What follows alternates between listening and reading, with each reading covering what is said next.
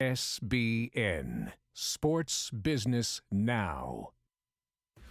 SBN is a division of Row 27, the digital sports marketing company, celebrating 5 years of creating TV spots, intro videos, and microsites for over 150 teams. See our work at row27.com. And by FanMaker, digital marketing tools for sports teams, featuring FanMaker Rewards, the most comprehensive and popular fan loyalty and reward system.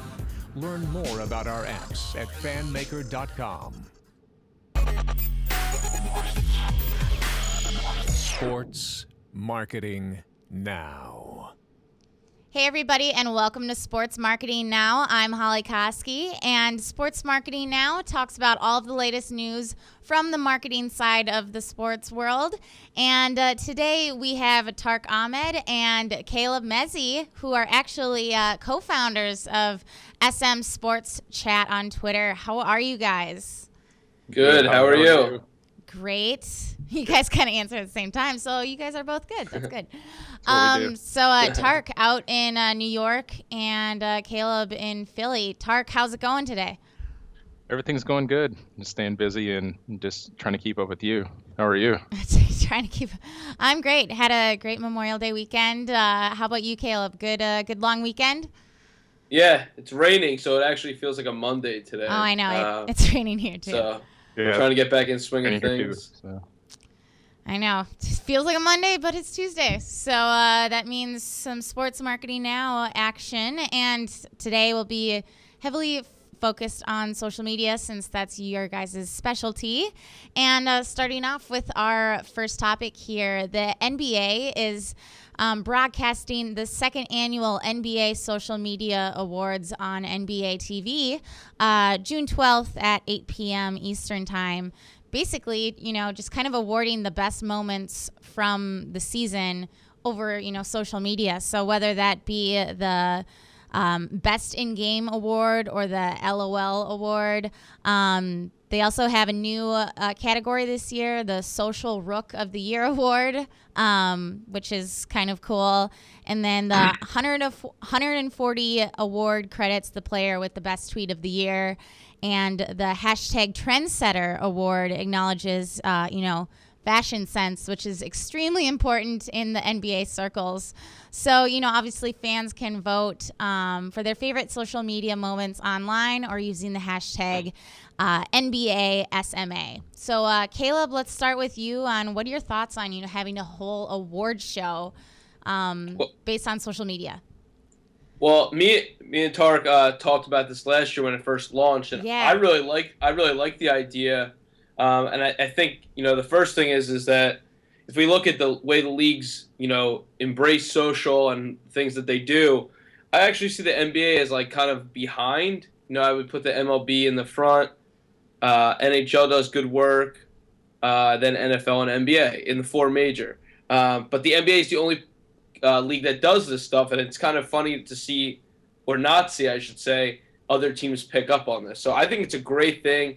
It fits the NBA and their personality and the way that they market players as a league, because it's a player-driven league. There's only 5 guys who really star on a team. The guys are half naked, so everybody knows their faces. So that's always a good thing. So it's kind of good to put the humanization on, the branding of the athlete, and then bring it forward with the NBA. Like I said, it's a player-driven league, so all this social media involvement really makes sense. So I like it. I see where they're going with it. Totally agree. Tark? I completely agree as well. I think a couple of big things. One, the fact that it's on TV is huge, because mainly with social media, it would just be going through social media. But now the fact that you can take social media and now goes to TV is huge. And it's the second year in a row, which is also another big thing, because there was pretty big success from last year's show because it was such a novel idea that they're going to continue to do it again this year. I think another big thing for this year in terms of social media and the NBA, you had the Black Mamba, Kobe Bryant, joining Twitter and Instagram, and he's done a really phenomenal job with both of those, or him and his team have done a phenomenal job with using those social media outlets. So I think that, going off Caleb's point, is that the NBA does do a good job. Their players are really into it and involved in it, and it's a really creative initiative by the NBA. So I applaud it. Yeah, and just to add in, we talk about the player-driven league, and I really got my first taste of the player-driven league from when I was working with a sports agent who focused on NBA players. Like he broke it down for me that these are how guys are marketed. But like we're seeing the NBA do a lot of player things. MLB does more like league-based initiatives, or the NHL does the same thing where they're team-based initiatives. The NBA is always focused on players. Like the thing at the NBA ballot, where you could vote through the NBA ballot on Twitter. It's a similar approach to this, where they're trying to bring up the player's name through the league. So I think it's a great idea, and basically everything I said, I see where they're going with it, and I like the TV approach too. I mean, that's a great idea and great angle. For sure. Yeah, no, absolutely. What you said, player driven, and everything like that. So, and they're also pretty fan driven as well. And the Cleveland Cavaliers are kind of a testament to that, at least with their new promotion that they just did, to win a trip to the draft lottery that was last week. And so basically the owner, Dan Gilbert, he, put a call out on Twitter to produce a 30-second or less original video that, creatively describes why you should, go to the lottery and help represent the Cavs. And this guy right here, he's the winner. And, he's saying how lucky he is. And clearly this was the right move to pick him, because they got the number one draft pick out of the deal. But kind of creative, having utilizing your social media presence for an amazing fan experience. Tark, we'll start with you first. Yeah, I think that was a great idea. Anything that you can do to involve fans via social media is big, because you had Dan Gilbert, who is top dog at the Cavs, actually put out the word via social media in order to have fans submit a video is big, because one, you have the video, so it actually shows someone moving in person, and you can give a lot more genuine response, and you can really connect with the person. And two, I'm glad he kept it to 30 seconds or less, because he probably got a lot of videos that him and his team needed to watch. So really creative approach, and yeah, I really applaud the team for that. And Holly, as you mentioned, they got the number one pick, which makes it even better for that fan and the experience. So it was a good move. I liked it. Yeah, first I'll start with the Dan Gilbert angle. Dan Gilbert has, whoever he has in his corner since he wrote that letter when LeBron left, has really, really changed his image. Yeah. It's still being changed, though. It's not finalized. And I think that a lot of it has to do with social media. So I think he was on Twitter after that letter. I can't remember if it was before or after, but he's really done a lot of cool things to engage the fan base and kind of give them a voice, as we already mentioned. That's always a cool thing to do. The funny thing here is that his son has really become like this imagery for the Cavs during the draft. Like, we almost expect this kid to come up here, and he looks like the Six Flags kid. So it's like this weird angle of like, who is this kid? Like, is he the lucky charm or whatever? But instead, he gave another fan a voice and another chance to be the lucky charm. And if they struggle, which I don't think they will, I mean, he could do this every year and just kind of keep churning out, social media initiatives, predicated off of this stuff. Maybe they do it for the playoffs if they end up making a big playoff push. But, I mean, it was a great idea. 30 seconds is a great time limit. I don't know that much about that fan base to see if they would be that interested in doing this kind of stuff, or if it was like something that they're like waiting for. But I know that the Cavs fans are embracing Kyrie Irving and looking to get away from the LeBron James thing. And I think this is one of those things where you can add value to the fan base, give them a voice, and kind of, make it fun. Yeah, that kid has some serious bow tie swag. It's like he's got, the specs. I mean, clearly he's around NBA players, but it's just like, dang, he's some stylish threads going on there.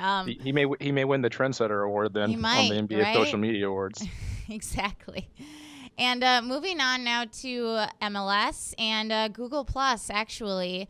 The Sporting KC, the team out of Kansas City, they've actually reached 100,000 fans on Google Plus, which is pretty incredible, considering that they have only 70,000 Facebook fans and 50,000 fans on Twitter.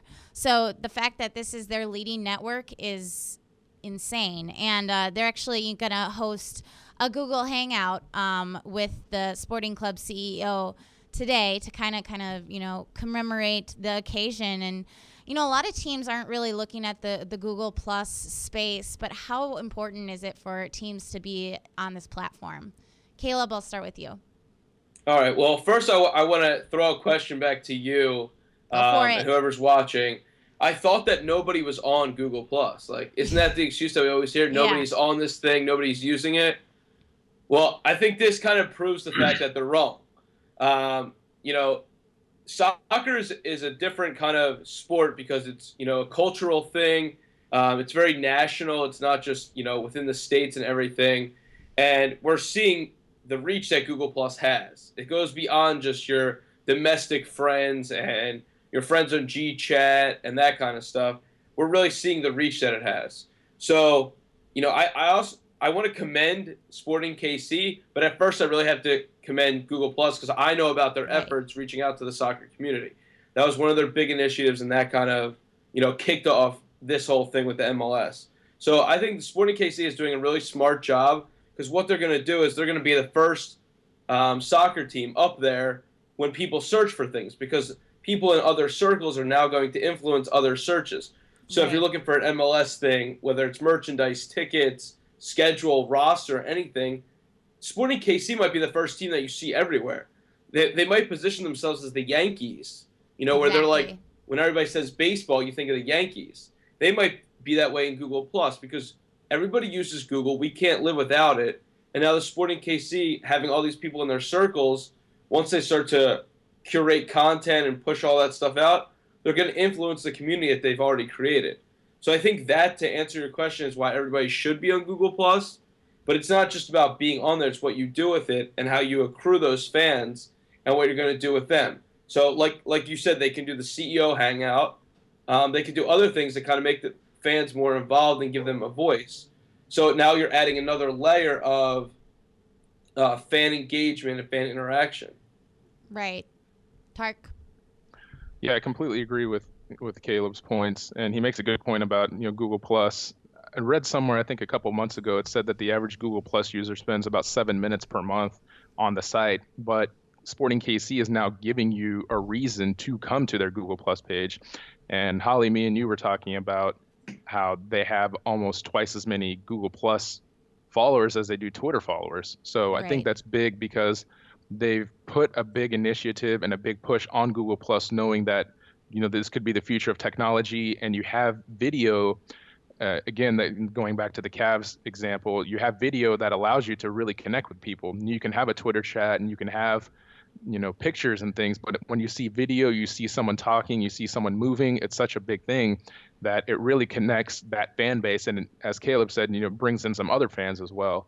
I think Rob Heineman in the front office has been really instrumental in that. He's very active on social media himself. So another big thing is that there should be that support from the front office, is that if your front office is supportive of social media, then in turn, the players become supportive of it, and then you engage your fan base as well. And then also going to fan bases, I believe soccer really has, as a sport, probably some of the most loyal fans team for team as compared to any other sport. So when you take that loyal fan base who will follow the team and really support the team anywhere. Now you're introducing a new layer of communication. Like, hey, we love you, fans. Why don't you come join us on our Google Plus Hangouts, once a month or once a week, and they're going to follow you because of that. So I really think, it comes down to the front office. So the Sporting KC has done a really good job, Rob Heineman and his team, of really driving home the point of social media and leveraging a very strong fan base in order to use social media to connect not only fans with other fans, but to connect fans with the team as well and build that stronger bond. Right. Yeah. Holly, I just want to add 2 more points, too. Yeah, go for it. One thing is that, and this is something that we always discount about Google Plus, and I'm a big Google Plus fan. Doing the Hangouts is not only just giving your fans a chance to voice their opinion or have them engage with the CEO. You're also creating content, because if you do an on-air hangout, it becomes a YouTube video that is now sitting on your YouTube page that can show up in search. Exactly. It's also being able to tweet it out, post it on Facebook, share it on any other platform you want. So you're adding to the content thing. The other thing you're doing with Google Plus, especially the on-air Hangouts, is you're adding another media outlet, which means that you can get sponsorship. So you could have this entire backdrop behind me that would have Sporting KC, and it can have United Airlines or, whatever, like 5 Hour Energy. You can have any product that you want, and you're adding more chances to bring in revenue because you're increasing more eyeballs and audiences and stuff like that. So having these outlets is also broadening the horizons to bring in revenue through sponsorship. Yeah, where's your CalebMezzi.com backdrop then, Caleb? I can't afford one yet. Oh, okay, all right. Sponsor opportunity, right? Yeah, I need like one of those pop-up things that says like to donate. Exactly. And finally, Nike is doing kind of a social media boot reveal for their new shoe, the Hypervenom football boot, and utilizing some really cool buzz along with Wayne Rooney, and obviously trying to get ahead of Adidas and Puma that are really captive in especially the European shoe market with soccer there. But they're going to be revealed on Facebook and Twitter today by brand ambassadors because the players have been sent boxes that are timed to open at a specific time. So if you show the video, Brian, it kind of shows like a little teaser where they have this box and has like a timer, almost like a countdown, like it's going to blow up or something. But very cool. First-time fans have really been able to see these new boots coming up here today. So thoughts on using, social media for product launches? Because a lot of, whether it be logo design or products like this, a lot of teams and brands are using social media to tease it. So, Caleb, what are your thoughts on this? Well, at first I looked at it and I was like, does Nike ever mess up? Because it really doesn't feel like they do. They're always really good at this. They tease us. They get us, our interest peaked and stuff like that. And I looked at this campaign and I said, what does it seem like? Like, I feel like we just saw this. And we did. We just saw it with Nike Fuel. So, like, Nike Fuel, when they launched that, was that 2 years ago or something? Yep. Or maybe a year ago, they had some athletes kind of, like, using this product. They had, like, this jelly bean kind of thing where, like, we didn't know what was going on when they were powering up. And then the product came out. So it's a very similar approach. The players that they're using and the markets that they're reaching are completely different, but at the same time, it's the same approach. So I think, to answer your question, social media for product launches, I mean, they're doing it the exact way that you want to. I mean, we used to see product launches on billboards and stuff. When you can't measure the ROI on that, you don't know how many people have seen that, how many things it's triggered, the emotion that it's caused. Social media, you can kind of tell that, especially a firm like whoever Nike has in-house can kind of, gauge that. Is this working? Are we getting more rapport on Twitter or Facebook? Like, they can kind of see that stuff. So I really like it. To speak in terms of, like, what Nike's doing, I don't know what Adidas and Puma are doing, but I haven't heard anything for the Confederation Cup. So I don't really know if that's what they're working on or anything. I just think that it's very, very interesting to see this again, since we already saw it with Nike Fuel, and that worked. Right. Good point. Tark? Yeah, Nike's done a really good job with the product launch. I agree that Nike social media efforts are just pinpoint. I mean, I would say among brands, sports or not, they do one of the best jobs, if not the best job, leveraging social to engage their athletes, engage fans, engage future fans, and just a large group of people in general. I think this campaign hits on three components. One, it hits on Nike, which is a global brand, which makes great products. Two, it hits on Manchester United, global brand, team, richest team in the world, most popular team. And three, it hits on Wayne Rooney, one of the most popular players in the world. Even if you're not a huge soccer fan and you kind of casually follow it, there's a good chance you know who Wayne Rooney is. So you're taking all three of those components, the big brand, the big team, and the big time player, and you're combining all of these things to draw in a social media crowd in order to see what the new boots will look like, how they'll fit, maybe, hopefully the players will give, some feedback on how exactly they fit. And really social media for product launches, I feel is a good idea, because you're basically taking the mall. So instead of people standing outside in line waiting for Jordans, which people still do, you can basically say, okay, instead of, the store has 30 pairs, so we can only sell 30 of them. You now open it up to social media where hundreds of thousands of people can basically see the product all at the same time, being launched at the same time. Now, they may not have access to purchase it, but it does draw their attention into possibly a future purchase. So a really good job by Nike orchestrating this. And I do feel that product launches via social media is a great thing. Definitely.